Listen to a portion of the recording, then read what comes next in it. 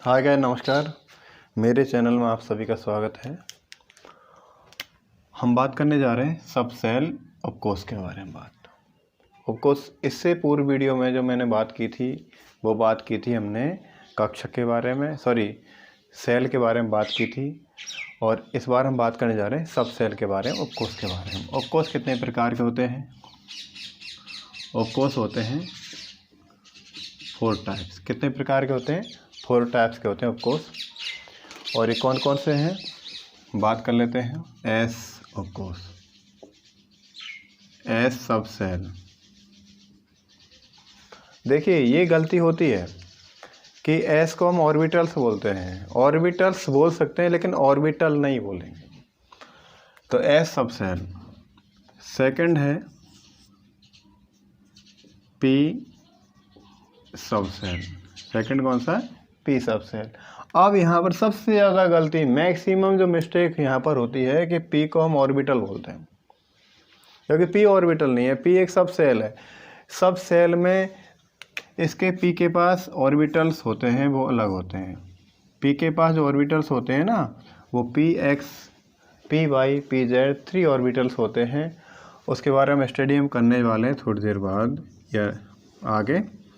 इसके बाद होते हैं डी सब सेल। कौन सा होता है उसके बाद? डी सब सेल। और नंबर 4 होता है एफ सब सेल। नंबर 4 कौन सा है? एफ सब सेल। हम पढ़ रहे हैं जनरल केमिस्ट्री, बेसिक केमिस्ट्री, जो आपके लिए बहुत ही अच्छी है, बहुत ही इम्पोर्टेंट है। इसके बिना आप केमिस्ट्री को थोड़ा लेजी पाएंगे, और यदि आप इन चीज़ों को पढ़ पाओगे तो आपको केमिस्ट्री बहुत ही इजी हो जाएगी। ठीक है, पहले लेजी नहीं लगेगी। तो सब सेल हम बारी बारी से चारों का स्टडी करते हैं। तो मैं सब सेल, पहले सब सेल की बात करता हूँ, एस सब सेल की। किसकी बात करता हूँ? एस सब सेल। देखो सब सेल या एस ऑफकोर्स की बात करते हैं।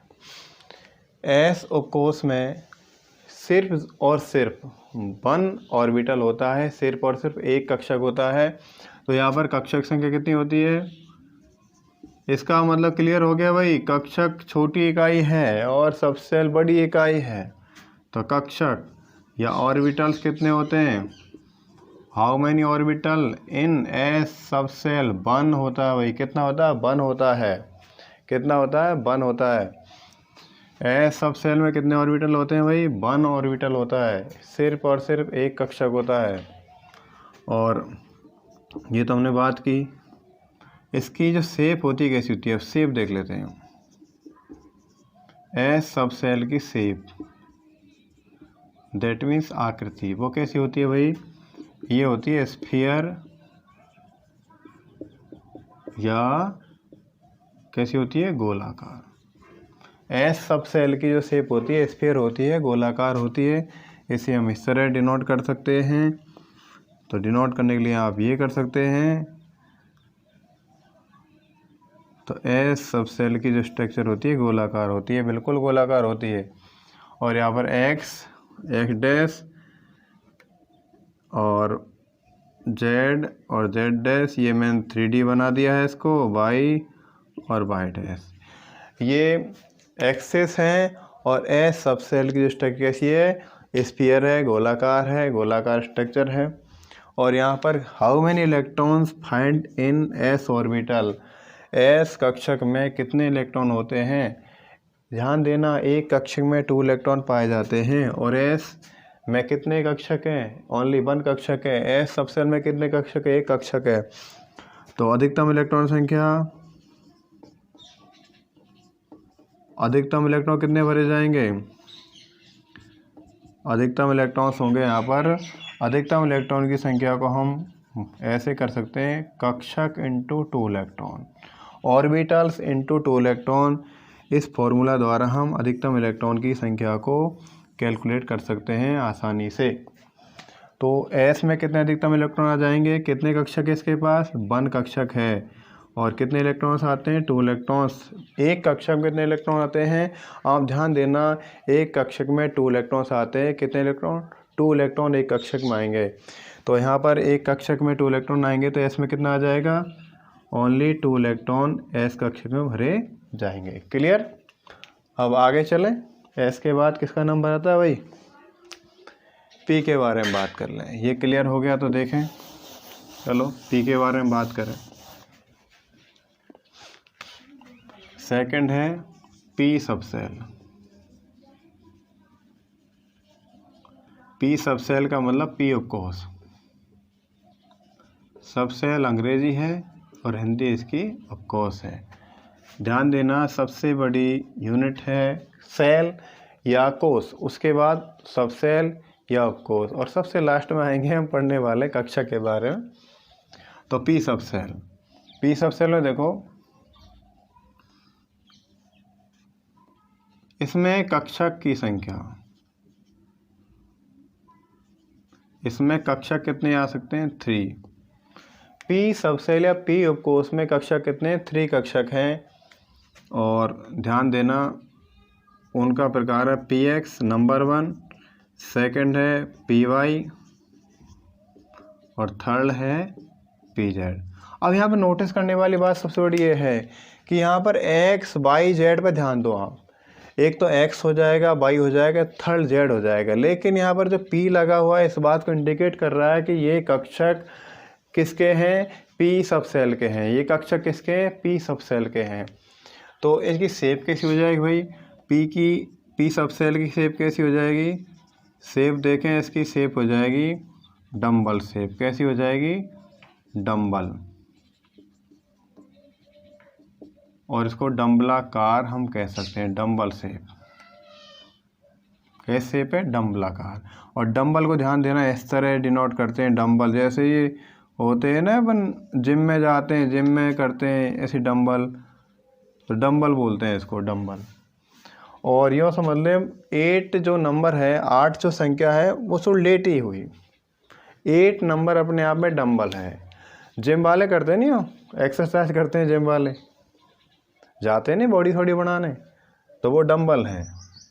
तो पी की जो शेप होती है किसी डम्बल होती है। तो इसमें हम बात कर लेते हैं, पी के पास 3 ऑर्बिटल्स हैं। कितने ऑर्बिटल्स हैं, कितने कक्षक है, 3 ऑर्बिटल्स हैं। तो इलेक्ट्रॉन संख्या कितनी हो जाएगी, कुल इलेक्ट्रॉन संख्या किसमें, पी उपकोष में कुल कितने इलेक्ट्रॉन्स भरे जा सकते हैं। ध्यान देना, पी उपकोष में 3 कक्षक होते हैं, P X, P Y, P Z. तो कुल इलेक्ट्रॉन संख्या के बारे में बात कर रहे हैं हम। तो पी में कितने कक्षक हैं, 3। तो कक्षक इंटू 2 इलेक्ट्रॉन, ये फॉर्मूला है कुल इलेक्ट्रॉन संख्या के, यहाँ भी लिखा मैंने, या अधिकतम इलेक्ट्रॉन संख्या के लिए। तो कक्षक कितने हैं, 3, कक्षक संख्या 3, और 3 में 1 में कितने इलेक्ट्रॉन आते हैं, 2। तो 3 इंटू 2 कर देंगे, 6 इलेक्ट्रॉन यहाँ पर पी में अधिकतम फिलअप हो जाएंगे। पी ऑर्बिटल्स में या पी उपकोष में, ऑर्बिटल्स बोला है मैंने, पी कक्षकों में 6 इलेक्ट्रॉन्स आएंगे या पी उपकोष में 6 इलेक्ट्रॉन भरे जाएंगे। अब इनकी शेप को हम अच्छी ढंग से कर लेते हैं क्लियर। देखो पी की शेप, हम पहले बात कर रहे हैं P x orbital, P x orbital. अब आपको और करना भाई, एक्स है और एक्स पर क्या है, एक्स तो एक्सिस हो जाएगी। यहाँ पर एक्स किसको बता रहा है, एक्स अक्ष को दर्शा रहा है और पी सबसेल को दर्शा रहा है। इस बात को नोटिस कर लेना, एक्स किसको डिनोट कर रहा है, एक्स अक्ष को दर्शा रहा है। तो हम बात कर लेते हैं, देखो ये हमने एक अक्ष बना ली है, ये अक्ष बना ली है। तो यहाँ इसको हमने नाम दीजिए एक्स, इसको एच डैश, और जैसे हमने जेड दे दिया, और एक एक्सिस और बना लेते हैं वाई, और ये वाई डैश। 3 अक्ष हमने बना लिए, 3 axis, X Y Z, clear. अब आप नोटिस करें एक्स पी एक्स है, तो अक्ष कौन सी आ जाएगी, यूज कौन सी आ रही है, अक्ष एक्स आ रही है, अक्ष कौन सी हो जा रही है, एक्स आ रही है। तो हम बात कर लें डम्बल कहाँ पर होगी, डम्बल एक्स अक्ष पर। डम्बल कहाँ पर स्थित है, एक्स अक्ष पर स्थित हो जाएगी। तो देखो एक्स ये रहा, एक्स अक्ष ये है, और तो डंबल कहाँ हो जाएगी, एक्स अक्ष पर हो जाएगी। और हम इसको, ये डायग्राम किसका हो जाएगा, पी एक्स ऑर्बिटल। क्लियर हुई बात। आप ध्यान देना, जिस अक्ष पर डंबल होती है वह ऑर्बिटल उसी अक्ष का हो जाता है। तो एक्स अक्ष पर है डंबल, तो इसका नाम दे दिया पी एक्स ऑर्बिटल। अब आप क्लियर कर सकते हैं कि भाई पी वाई सेकेंड कौन सा हो जाएगा, P Y. P Y orbitals अंग्रेजी है और कक्षक हिंदी है। बाकी केमिस्ट्री में हिंदी और इंग्लिश का ज़्यादा प्रभाव नहीं पड़ता। अब पी वाई के लिए क्या लिख सकते हैं, डंबल कहाँ पर है भाई, डंबल। अब बाई देखो, बाई अक्ष है ना, बाई पी तो बुक भी सेम टू सेम, डंबल कहाँ पर है, बाई अक्ष पर। डंबल कहाँ पर है, बाई एक्सिस। अक्ष को इंग्लिश में एक्सिस बोलते हैं। डंबल कहाँ पर है, बाई एक्सिस पर है। बना लेते हैं डायग्राम। देखो हमें डायग्राम ज़्यादा नहीं करना, कुछ भी रटना नहीं है। रटना किसी जगह पर पड़ेगा, बाकी सब जगह रटने की कोई ज़रूरत नहीं है। हम केमिस्ट्री के बहुत इजी रूप में पढ़ें तो अच्छा लगेगा। तो बाई कक्षक पर, बाई कक्षक में देखो डंबल कहाँ पर हो जाएगी। आप देख लो, बाई की बात कर रहे हैं तो अब बाई को देखो, ये डंबल कहाँ पर हो जाएगा आपका, बाई। डंबल कहाँ पर है भाई, बाई पर हो गया डंबल। तो डंबल कहाँ पर है, बाई अक्ष पर। तो ये बात हो गई पी वाई की। कितनी इजी है स्ट्रक्चर बनाना, बहुत आसान है। डंबल कहाँ पर है, बाई अक्ष पर। अब देखो लास्ट वाला तो आप इजी कर सकते हो, पी जेड का आप इजी कर सकते हो ना। पी जेड की स्ट्रक्चर कैसे हो जाएगी, structure of P Z third कौन सा आ जाएगा भाई, पी जेड। पी जेड कक्षक। मैं समझता हूँ कोई भी प्रॉब्लम आपको नहीं आने वाली है। कोई भी प्रॉब्लम आपको नहीं आने वाली, इसलिए नहीं आने वाली है क्योंकि हमने देखा कि पी तो सब में समान है, सेम है, लेकिन अक्ष पर ही प्रॉब्लम आ रही है। यदि एक्स अक्ष आ जाए तो डंबल एक्स पर हो जाएगा, यदि पी वाई आए तो डंबल वाई पर हो जाएगा, और पी जेड आए तो डंबल कहाँ पर हो जाएगा दोस्तों, तो डंबल हो जाएगा डंबल, सॉरी पी जेड आए तो डंबल हो जाएगा डंबल जेड अक्ष पर स्थित। डंबल कहाँ पर स्थित है, जेड अक्ष पर। तो ध्यान देना, इसको बना लेते हैं हम।